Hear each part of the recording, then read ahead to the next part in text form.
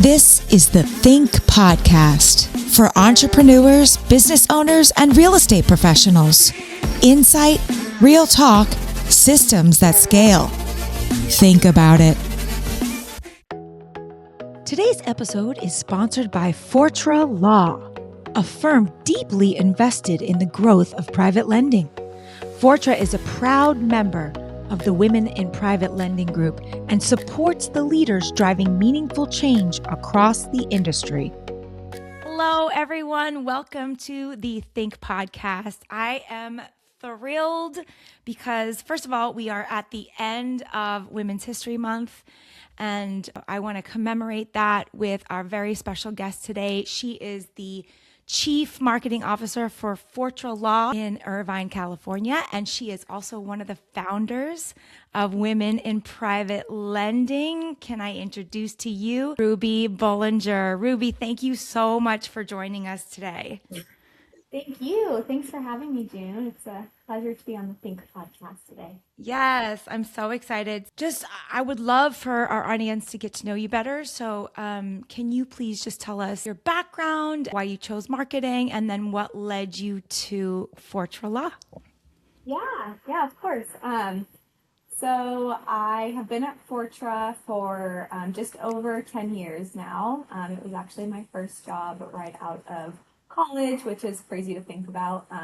Oh, wow. I had no idea this would kind of be the one and done situation for me, but I'm super grateful to have found it.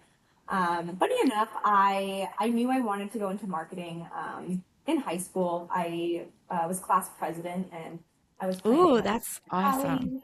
Yeah, and it was funny. I was like, if I could make this a job, like I loved planning the pep rallies. I loved doing like the flyers and the collateral, and Yeah. if this could be a job, I would be so happy. And then went to college, applied to quite a few different positions. After college, I was considering going to law school. My grandpa was a judge, so I have always just had like a big interest in law, and I wasn't sure if I wanted to go to graduate school. So when I saw this position open up, I was super excited. I was okay, this will give me the clarity that I need. Sure enough, very soon I found out I don't want to be a lawyer. I love the marketing side, but I love being in the legal field and working with lawyers, and they all convinced me as well. They're like, don't do it. But yeah, so I definitely feel I found a really good place very young, and I'm super grateful. So we talk a lot about clarity in complex industries, so you gave us a little background of why you chose a law firm to do marketing, but not only is it a law firm, it's a law firm that intersects with lending. So how did you happen upon Fortra, and what drives you to stay in this industry? I think the information that you learn in our industry is just it's interesting, it's useful for life. I think a lot of it's the people as well. So, there's so many aspects to it. Like, I couldn't imagine myself not in this industry at this point. It's like you've spent so much time, and I've built so many like great relationships. I'm a big people person, and the people, that I work with and that I get to see at events, like definitely drive me as well. And I couldn't imagine. That's wonderful. Most people think marketing is about creativity. In regulated industries, though, it requires a lot of discipline. So what do people misunderstand about marketing, especially inside a law firm, do you think? Yeah, tough, right? Marketing is marketing, but our industry is, we're a law firm, but then our industry is very different. We're a B2B industry, so that's also a big, part of how we market. Or not, doing the B2C industry where you're not like clicking on a product and buying it online. So very different. I think at the end of the day, it's like you can be creative in a lot of different ways, but it's not necessarily about the creativity. It's about the value you're providing and the content you're putting out.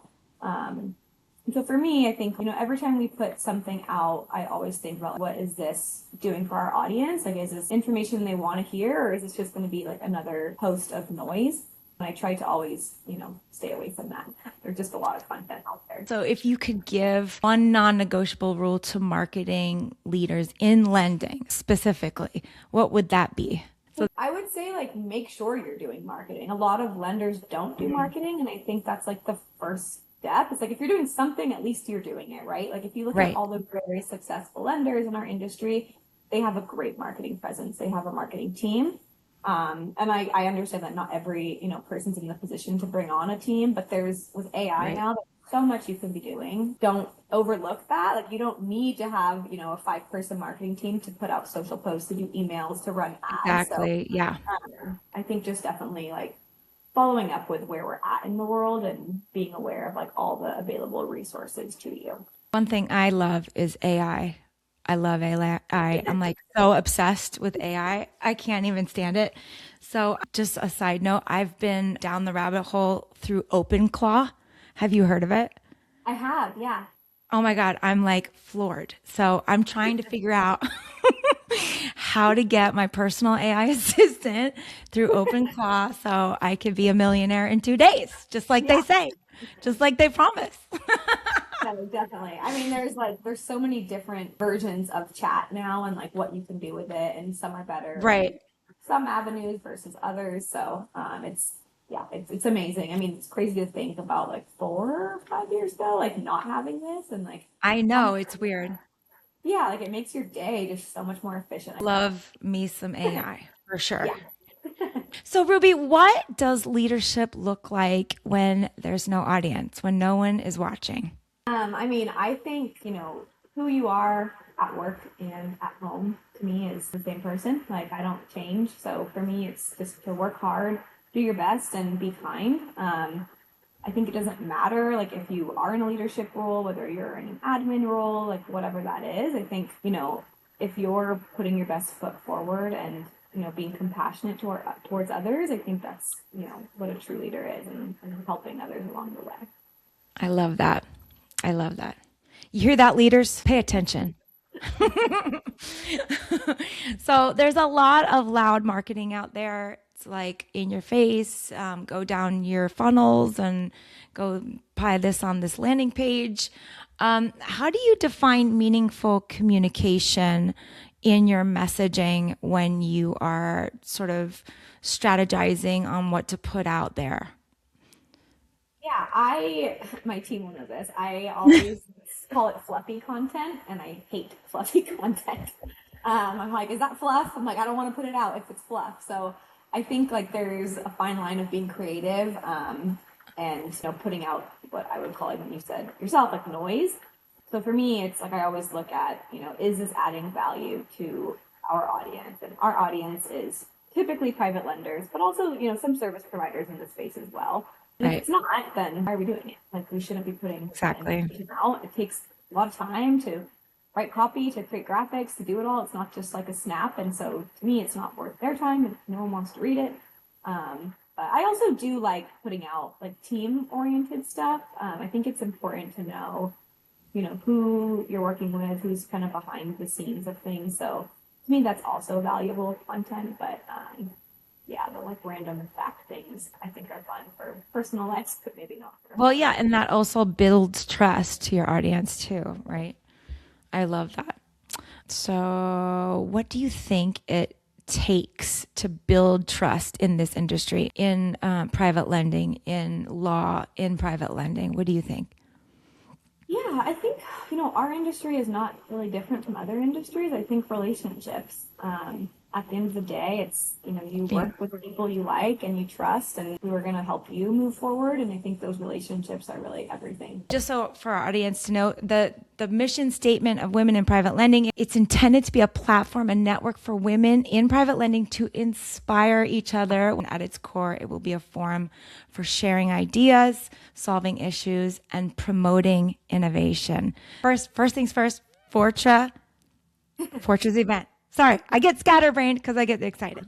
We have our conference coming up, nationwide private lending conference, where we connect lenders, brokers, developers, service providers, pretty much everyone in the whole private lending ecosystem. So that is right around the corner in 540. So it's Monday Amazing. in Las Vegas. So it'll be a good time. And also we do one in Newport Beach, which is actually our larger show now, which is funny how that swapped. Maybe people are over the Vegas trend, but yeah, we do one in Newport Beach, California at the end of August. So Oh, end of August. Okay, mark your calendars, everybody. End of August. that is the Fortra Con event. But yeah, women in private lending. I mean, it has grown so much. This started out as like just like a small idea of like four of us kind of met at our conference. I want to say it was like right around COVID. And Mm. I can't speak for the other women, their exact thoughts, but for me, I saw so many new people in the space. Like, I think it was the first conference, like, once we got back in person. And obviously, people had to do a ton of layoffs before. And I remember just seeing people like sitting at the booth, a lot of women. And I was like, I'm just so bored. And like, nobody was really giving them attention or just like kind of writing them off. And like, that's so sad because this is such a fun industry to be in. And I was like, if only we could like create something for these people to kind of meet other women before the event started. Like how much, more valuable would that be? Like to have that person, or that mentor or whatever. So that was kind of one avenue of how it started. And we did our first event like shortly after that at the AAPL conference, a luncheon. We had a good turnout. But what's really cool is to just see how far it's grown and how many women and organizations have wanted to get involved and help with it and support it. So I think now we have monthly calls and we have like 15 women leaders in the industry on the calls and really just all supporting each other, trying to figure out, different webinar topics, different events we can do, pairing people through our mentorship program. It's been amazing to see all the force behind it and how much everyone cares. And even just looking at photos of the recent event they did at MPS, like amazed to Yeah. see. It's like every event grows each time, like from crazy, like 3 months go by, it's bigger, and then it's bigger. Right. It's And exciting. you also won the Community Impact Award from AAPL, correct? That was wonderful. I wanted to ask off the books, so to speak, how do you feel about being a woman in this industry? Do you feel like there are more challenges that we face, or do you feel like things are improving and sort of the lines between genders are more blurred as they were before? I mean, I think now I definitely don't feel like we have a disadvantage. I think, maybe a few years ago, it would have been a different situation. I know there were certain events I would go to that were very like male focused and just male dominant and maybe not as respectful to women as they probably could have been, but I don't think those shows are really around anymore. Or they've changed a lot, which is great. So I would say now it's very cool. I don't feel that there's people in this industry that don't necessarily want women to advance and progress. What is one habit you believe every strong leader must develop? I believe in a routine. I think, you have to have a set time you wake up. There has to be certain things you do. I also think I mean, you can call it work-life balance, whatever that really means, but like having time that you can decompress and push yourself to do things that you want to do. So that way, when you do come back to work, like you are the best version of yourself. Yeah. People, I think it's changed a lot, but people used to love like bragging about I worked like 20 hours today. And it's like, okay, well, you need to sleep, you need to eat, you need to spend time with your spouse and be a good husband or a good wife. And so to me, I'm just like, I think balance is very important Yeah. as well. Yeah, that's definitely a theme, especially nowadays, work-life balance. What is one mistake you see repeated in this industry, especially? Yeah, I would say, I mean, I'm not obviously a lawyer, so I don't see the direct side of that Right. business, like with clients, but I think, cost versus value is something I've seen. Like just because something might be cheaper, it doesn't mean that's the right way to go. I think there's a lot of Mm. ways to get things done cheaper and faster, but that probably means you're going to have a lot of issues down the line. And it's almost like do the right way the first time. So I think that's Yeah. a reoccurrent theme we see as a law firm, right? People will try to go to a competitor that's really cheap or inexperienced or an automated system. And it's like there's a time and a place to use that. AI shouldn't be drafting your loan docs. So it doesn't matter how good it is. I want AI to clean my house. Can AI please clean my house so I can spend more time doing what I want to do? But what's Like AI can help you with like medical questions, but I wouldn't use that to prescribe me something, right? So it's like you can use it to yes. guide you, but you shouldn't use it to like be the final. Yes, they need to learn how to vacuum, and that's it. A lot of times, shortcuts may not be the best. Like I'm using I should be using the most expensive software of Riverside so we can stream better. And it doesn't always mean most expensive is the best, but I think there's certain things you just shouldn't cheap out on in life. Exactly. So, speaking of resources, what do you think the one resource that you have shapes how you think about leadership or business or marketing? Like AI. Just kidding. When people think of your work years from now, what do you hope they take away from what legacy would you like to leave? I don't know. I never really thought of myself leaving one, but I think for me, like I just genuinely care for this industry. I have a lot of passion for people I work with, people I work for. It's not just a paycheck to me. So I think hopefully people will always know that like I put my best foot forward.